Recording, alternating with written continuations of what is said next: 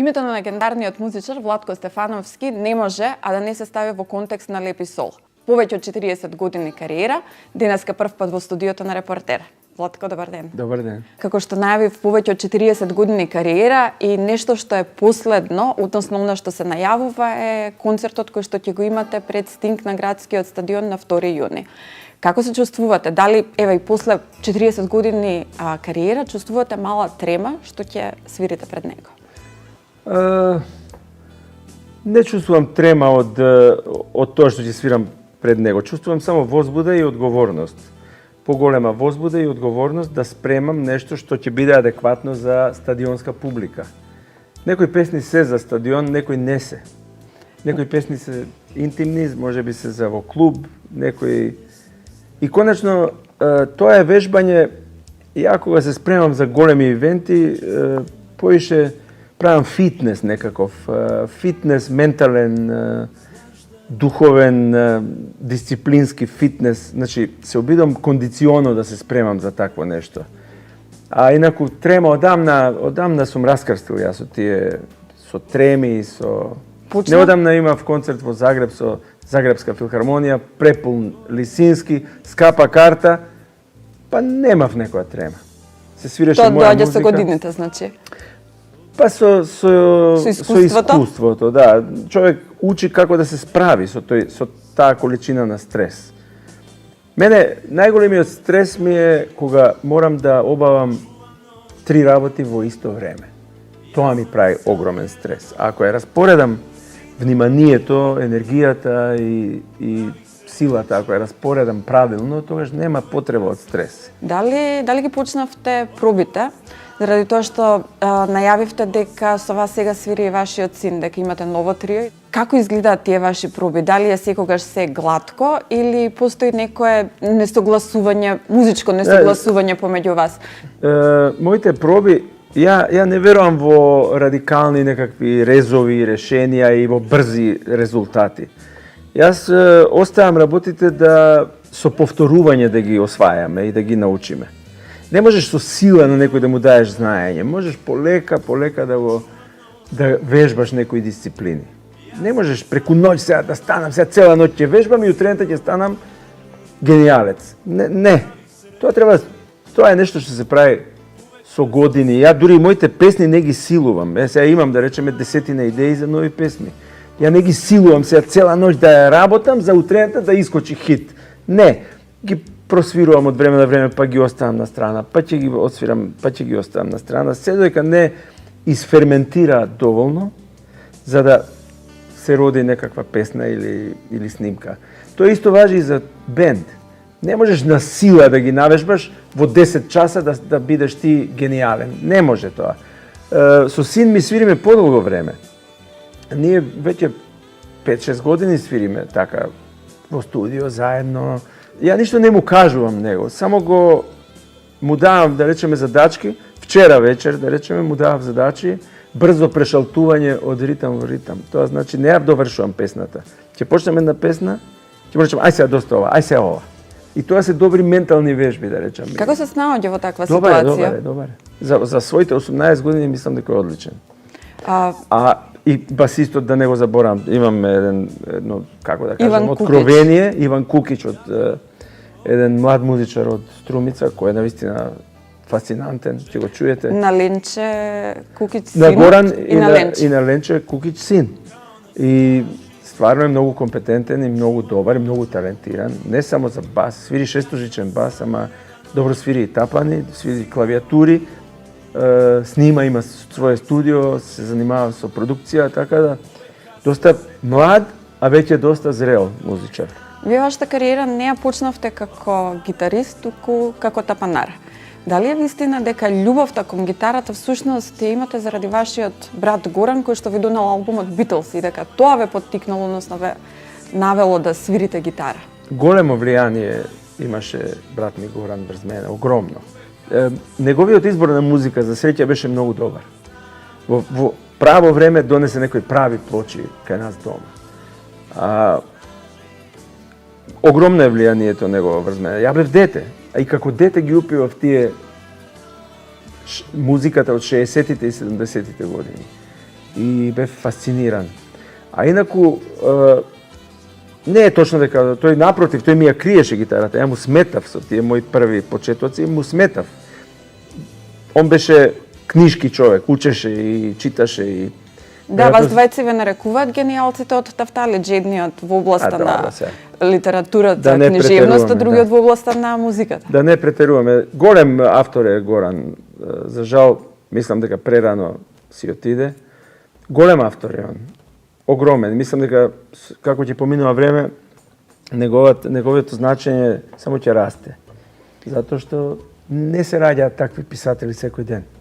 Колку си помагавте еден на друг во кариерата низ годините, дали имавте вие влијание врз неговото пишување, а тој влијание врз вашата музика? Немав ја влијание врз неговото пишување, туку јас знам дека секоја нова драма доаѓаше и ми ја читаше прво мене.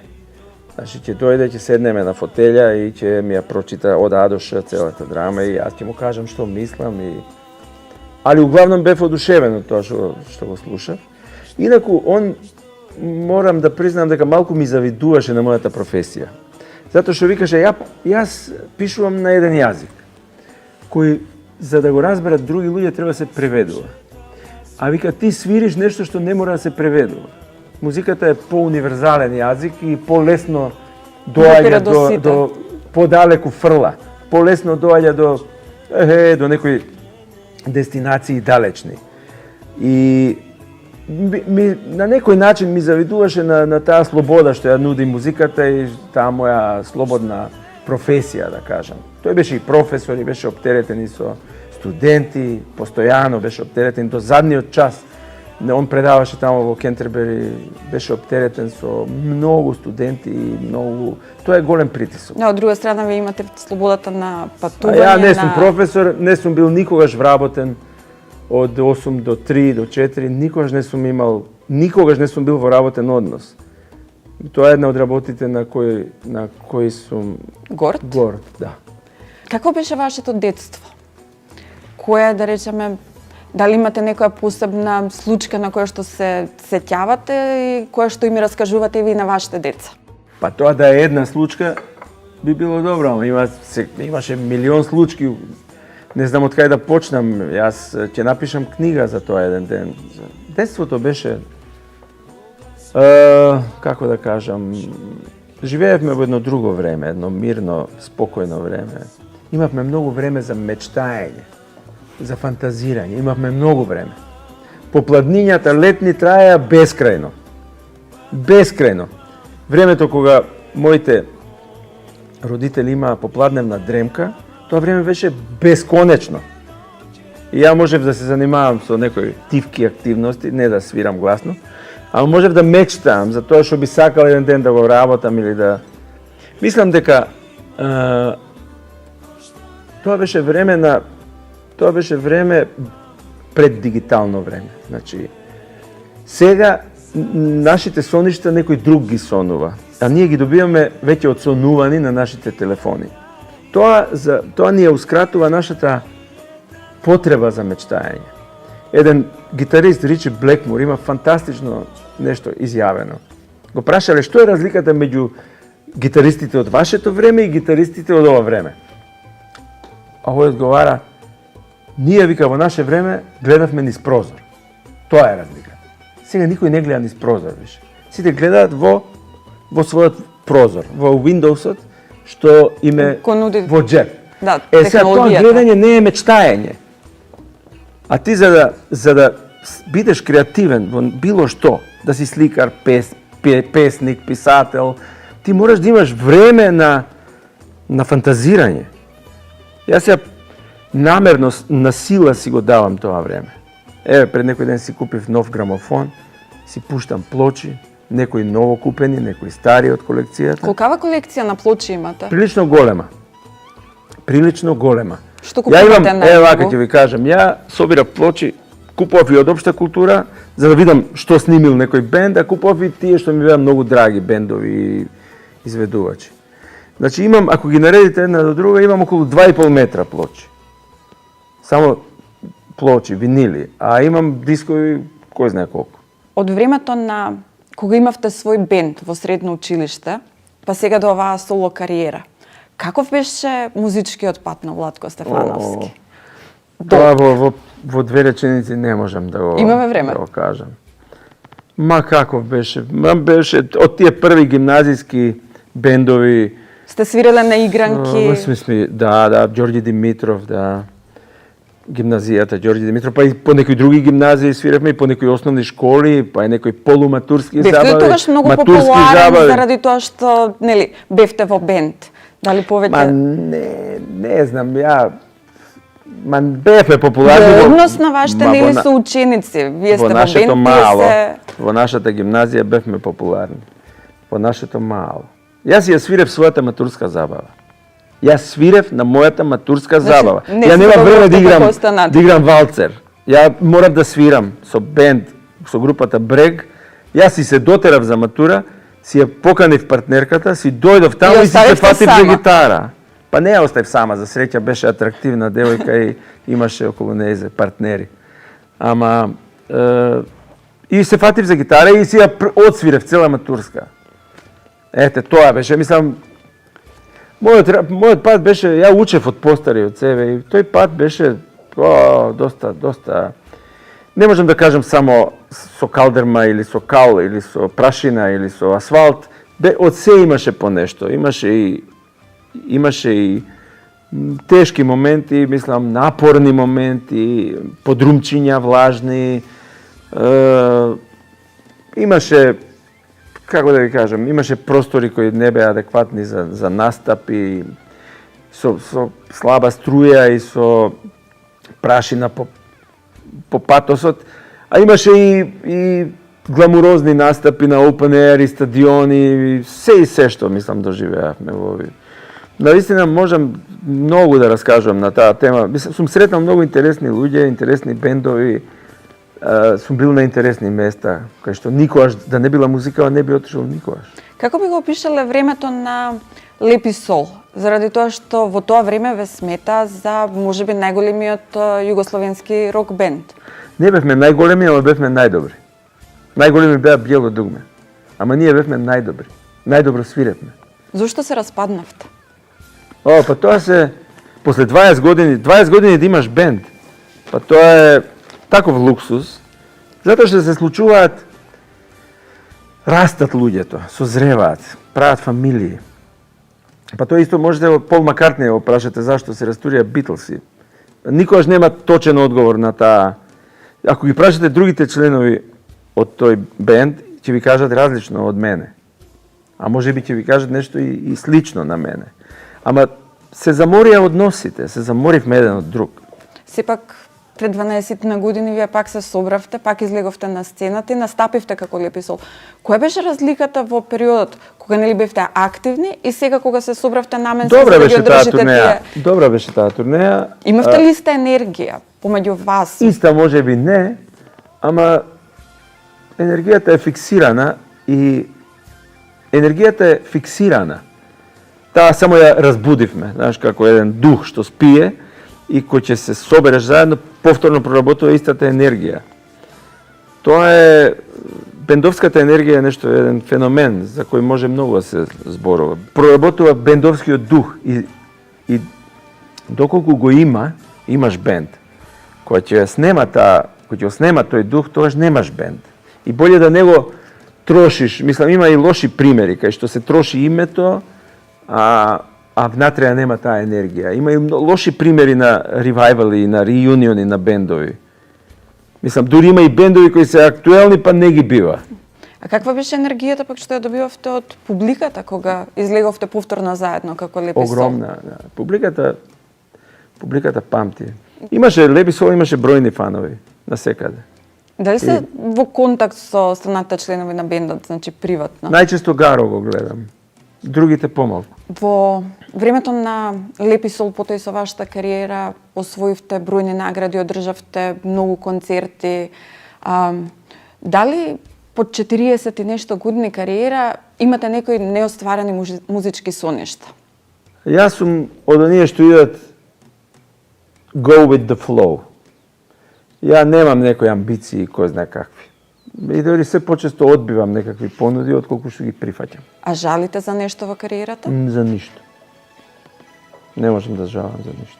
Сум можел некои работи подобро да ги направам, ама не, воопште не се занимавам со тоа. Тоа што е позади мене, знаеш како има една песма од овој Вили Нелсон. Вика delete and fast forward. Значи бриши тоа да, и оди брзо понатаму. И терај напред fast. Затоа што не можам минатото да го сменам. Можам да извлечам некои поуки, ама не можам да го сменам сега да го повторно да го снимам вториот албум, не можам. Или првиот. Не, тоа било што било, тоа е точка е ставена на тоа. Сега, ако ми се допадне некој проект што ми се нуди, ќе го прифатам, или некоја понуда за концерт. За соработка може би? За соработка, да, ако ми се понуди нешто, добивам пристојни и непристојни понуди. Добивам понуди од некои дилетанти, од некои почетници, апсолутни, и ќе ме поканат да им отсвирам нешто. Океј, некој пат прифаќам, некој пат одбивам. А одбивам кој ќе видам дека некој ентузијаст кој сега стартува, мене ме планира за да му отсвирам нешто или да му нешто. Да му кренете кариерата? Знаете како, на некои луѓе им викам порасни прво, па ќе работиме. Многу музички критичари за вас велат дека сте еден од 10 најдобри светски гитаристи. Меѓутоа, зошто никогаш не се обидовте да направите кариера на Запад, светска? Не ме интересираше. Ако ми верувате. Имаше моменти кога Леби Сол се залетавме дека ќе бидеме светска атракција, ама тоа, ако е човек реален, ќе свати дека нема шанси да направиш кариера, едноставно е невозможно. Јас сватив најдобро чуваниот бастион е британската музичка индустрија. Значи, немаш шанси да влезеш унатре. Сем ако не си роден во Лондон или во Манчестер или во Ливерпул, па да имаш шанси со локалниве другари од твојата улица да направиш бенд, па евентуално направиш демо снимки што некој ќе ги препознае и ќе ти понуди успех. Значи, дојденци од страна, ја го знам начинот на кој они не гледаат нас. Сум свирали во Америка, во Канада, многу пати, во Австралија. Да, сега бевте во Австралија скоро. Мислам, свирам насекаде, ама јас научив дека треба да си држам до себе и дека на непристојни понуди да вртам грб. Па ја не го напуштив Скопје, мислам, ја не отидов да живеам од друг град. Ја не го напуштив Скопје. Не знам зашто, од некои ирационални причини. Дали вашите деца, например, кога растеа, ја има истата слобода што ја имавте и вие? Тешко ми е да споредувам. Не се исти времињата. Сега се многу брзи и агресивни времиња. Гледате го сообраќајот, мислам. Сообраќајот во нашиот град е да се спашаваш. Било да возиш точак, било да возиш кола или да си пешак. Значи, работава е од точка А до точка Б да се спашаваш. Пошто насекаде као видеоигри, опасности од сите страни доаѓаат. Таков е сообраќајот, што зборува за едно општо расположение, една општа неуроза, соционеуроза. Значи едно брзање по секоја цена, едно нетрпение, едно немање време, немање нерви за ништо. Тоа е. Бидејќи ги спомнав вашите деца, колку сте блиски со синот Јане и со ќерката Ана? Колку што ми дозволува времето и колку што можам да бидам. Мислам дека сме прилично блиски. Дали ви се критичари во музиката, во кариерата? Дали први ги преслушуваат вашите песни, да, па имаат? Први. Дали некогаш ви рекле мената това не ми се допаѓа? Да, ми рекле, не ми се допаѓа, ми рекле многу се оштри критичари. А од друга страна ја им верувам многу затоа што се млади луѓе со апдейтиран софтвер. Они знаат тачно што правам. И дали нешто грешам или исправно правам. Вашиот последен албум Мајчин јазик, Mother Tongue, велите сте го снимиле за 3-4 дена во студио, меѓутоа процесот на создавање на албумот траел 20 на години. Да. Дали навистина бевте сосема задоволен од сето тоа што го направивте, пред да решите да го ставите на носач на звук? Сосема задоволен. Сосема задоволен затоа што ја не го слушам звукот. И ја не снимам звук. Ја снимам состојби. Ја бев задоволен од својата емоционална состојба во која настана тој албум. Бев инспириран и мотивиран и бев возбуден. Што ве мотивираше најмногу? Па мислам,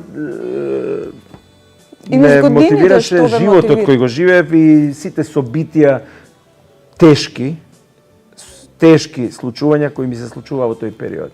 И бев исклучително емотивен. И затоа го снимив тој албум така како што го снимив. Имав многу емоција во себе.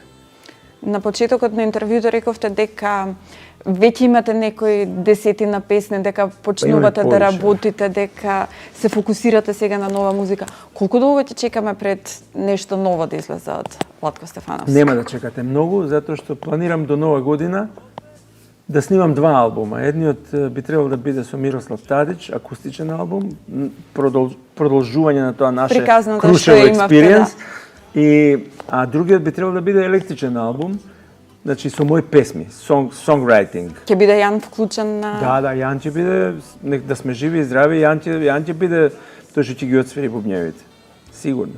Иако он ми вика, тато, викни го овој, викни го оној. Викни го, да викнам некои големи бубњари ми препорачува, ама ја го сакам неговото свирење и неговата енергија и мислам дека тој ќе биде зад тапаните на мојот нов електричен албум. Владко, благодарам за времето и Да еве сте сега живи, пошто да. веќе го најавивме албумот, со нетрпение ќе чекаме да излезат 2 албума. Па јас се надевам дека не идат у ветар тие мои фајлови, тие мои песни, дека не идат, дека останува нешто сепак и дека тие мои пораки стигаат до мојата публика и тоа ми е многу драго. Па тоа особено се виде на последните концерти што ги имавте во Имав Филхармонија. неверојатна поддршка од публиката и повторно и се заблагодарувам. И на скопската и на македонската публика која едноставно ме препозна после толку многу години работа и ми покажуваат голем респект. И тоа е нешто што ми дава мотив, крила да продолжам да го работам она што и до сега сум го работил.